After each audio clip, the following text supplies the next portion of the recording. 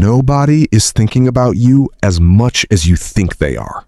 Not your classmates, not your coworkers, not the strangers scrolling past your posts, not the people you're trying so hard to impress.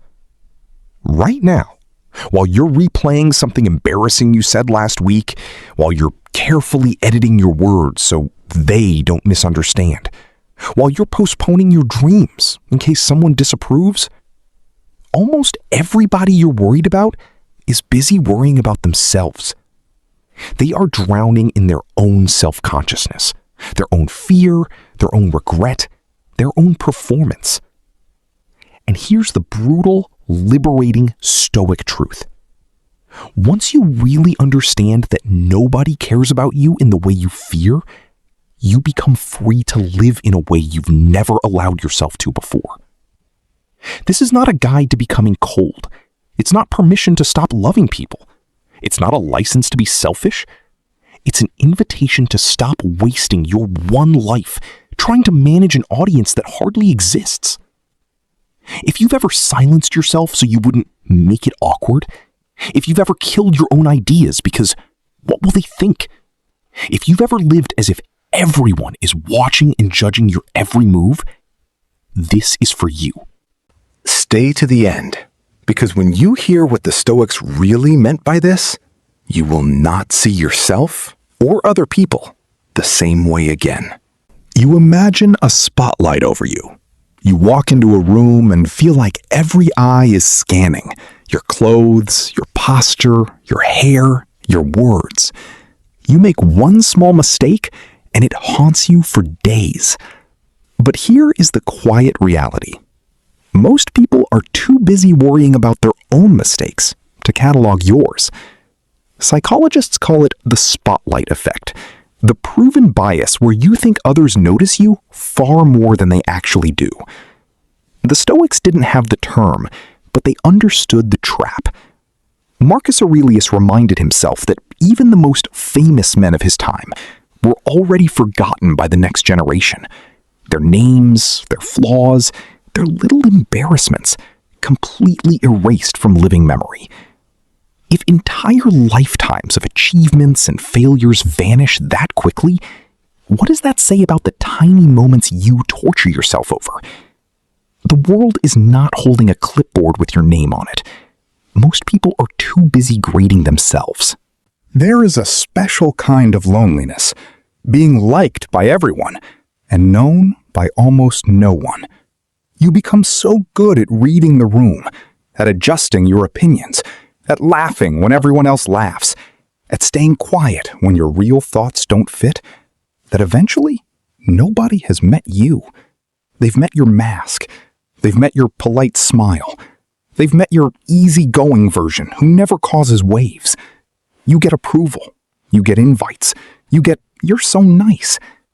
But when you're alone, it feels hollow. The Stoics would call this a tragedy of character. You traded your inner truth for outer harmony, and ended with neither. Epictetus said, if you want to improve, be willing to be thought foolish and stupid. He wasn't telling you to be reckless. He was telling you that real connection is impossible if you're never willing to be misjudged. Better to be rejected as yourself than accepted as something you're not. One real friend who sees you clearly is worth more than 1,000 who only like your performance. There is someone in your life whose opinion hits you like a punch. It might be a parent, a boss, a partner, a friend, or a stranger on a screen. A sentence from them can ruin your day. A raised eyebrow can make you question your entire path. Their silence can feel like a verdict. It feels like they own part of you. Here is the Stoic correction, and it cuts deep.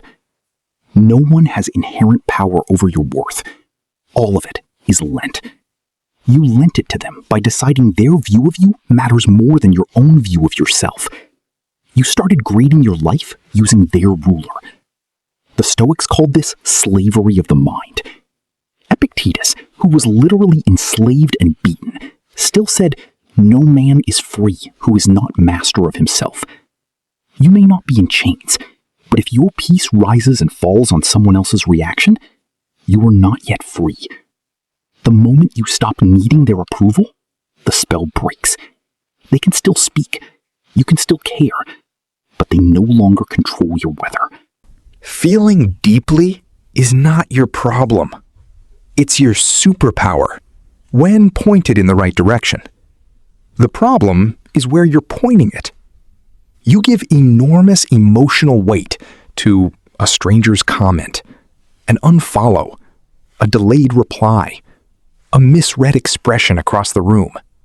And then you have nothing left for your own values, your own dreams, the people who actually show up. The Stoics never said, don't feel. They said, feel rightly. Seneca wrote that we suffer more in imagination than in reality. In other words, your mind pours full intensity and sensitivity into things that exist mostly in your head. What they might think, what they might say, what might happen. Your sensitivity is precious. Spend it wisely. Ask more often, does this truly deserve the level of emotion I'm giving it?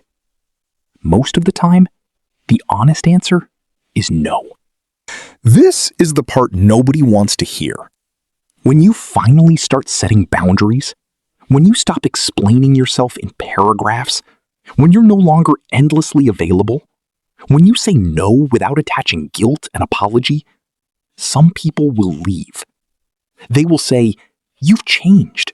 You're selfish now. You think you're better than us. But pay attention. The only people who leave when you respect yourself are the ones who were comfortable with you without self-respect. Stoic ethics includes justice not just toward others, but toward yourself. If a relationship only works as long as you are small, it's not a relationship. It's a contract. I will like you as long as you don't become inconvenient. Let those contracts expire. The ones who remain when you honor yourself, those are your people. Think of something that tortured you 5 years ago. An embarrassing moment, a rumor, a mistake. Where is it now? You still remember it vividly. You can still feel the heat on your face when you think about it. But ask yourself honestly, who else is still thinking about it? Maybe one person. Probably no one. The Stoics used the perspective of time to shrink problems to size. Marcus Aurelius would zoom out in his mind.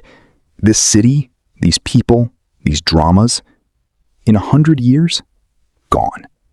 In 1,000 years, dust. Not to make life meaningless, to make today's fear smaller. You are letting moments that will be forgotten in weeks control choices that will affect decades. If the future won't care, why should your present be destroyed? Count the hours. How many spent rehearsing conversations that never happen? How many lost to checking if they noticed? How many evenings dimmed because you assumed someone was thinking badly of you with no proof? The Stoics were obsessed with time as the real wealth. Seneca wrote, "It is not that we have a short time to live, but that we waste much of it." You are not just wasting minutes, you are wasting alive moments, the only kind you get. Meanwhile, the people you're mentally accounting to, they're not in your head at all. They're in theirs. The secret power is this. The less time you spend imagining their thoughts, the more time you have to build the life you want, regardless of what they think. Most people fear being alone because they have never actually met themselves. Silence feels dangerous. No distractions feel like withdrawal. Being off-screen feels like disappearing. So they keep performing. For friends, for strangers, for social media, for family, anyone. As long as they never have to sit in a room with just their mind and their truth. The Stoics did the opposite. Marcus Aurelius, surrounded by power and chaos, returned each night to his notebook to examine his own soul. Epictetus taught that if you cannot be your own company, You will chase other people's company for the wrong reasons. Solitude is not punishment. It is training. It is where you discover what you actually think, what you actually value, what you actually want, beyond impressing anyone. The more at home you are with yourself, the less desperate you become for others to decorate your emptiness. That is power. Some part of you is still waiting for someone to say, "I'm proud of you. You're allowed to do this. You're good enough. You're the one." Maybe from a parent who never said it. Maybe from a partner. Maybe from a teacher, a boss, a crowd. You think when that sentence finally arrives, you'll relax and start living the way you want. Stoicism smashes that hope, not to hurt you, but to free you. They would tell you, some people will never say the words you are waiting for, not because you don't deserve them, but because they cannot say what they never learned to feel. You can spend 30 more years auditioning for a line that will never be spoken. Or you can realize, right now, that your life does not need their stamp. Validation feels good. It is not oxygen. You do not need anyone's permission to become who you already know you are. At first, the idea that nobody really cares about you in the way you imagine feels depressing. But look again. If nobody is keeping a permanent scorecard, you are free to stop playing the game. If most people will forget your embarrassing moment within days, you are free to take more risks. If other people's thoughts about you are not fixed reality, but flickering illusions in their minds, you are free to focus on what is real in yours. This is what the Stoics were trying to show you all along. You are less observed than you fear. You are less judged than you imagine. You are less limited by others than you feel. And that means you are more free than you act. Nobody is sitting in the audience grading your every move. The seat is empty. Get off the stage. Come live in your own life. You have spent years trying to earn something from people. Their approval, their attention, their praise, their understanding. But the secret is, they were never the judges. The only person who will be with you in every memory, every joy, every mistake, every regret, is you. Your mind, your conscience, your character. That is the only audience that matters. The Stoics cannot live your life for you. All they can do is hand you this key. You have power over your mind, not outside events. Realize this, and you will find strength. Nobody cares about you in the way your fear tells you they do. And that is your power. Because now, you can speak more honestly. You can fail more bravely. You can rest more deeply. You can live more truly, without waiting to be seen, picked, or praised. If this landed somewhere deep, anchor it with a vow. I stop living for their eyes. I live for my own standards. Now start acting like that sentence is already true. That's where your real life begins.